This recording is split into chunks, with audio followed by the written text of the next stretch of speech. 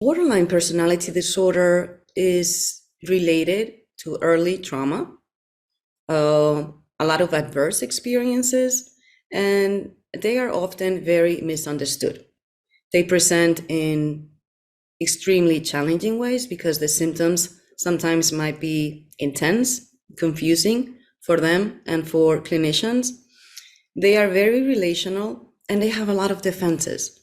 Another challenge that is important to keep in mind is that the way they regulate is often very dysfunctional. It's very defensive, they self-harm, they resort to destructive behaviors, and this can be a really big challenge. So understanding some of the adaptations that are needed in phase 2 of EMDR is important to get clients ready.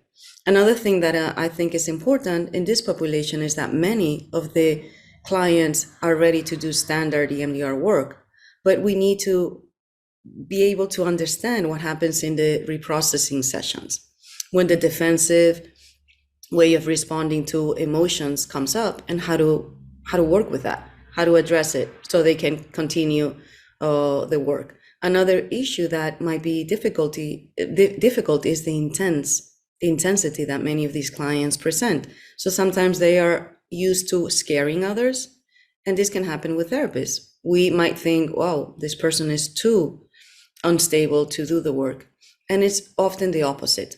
The more dysregulated somebody is, because the trauma is always there, getting triggered, the more that they can benefit from EMDR work.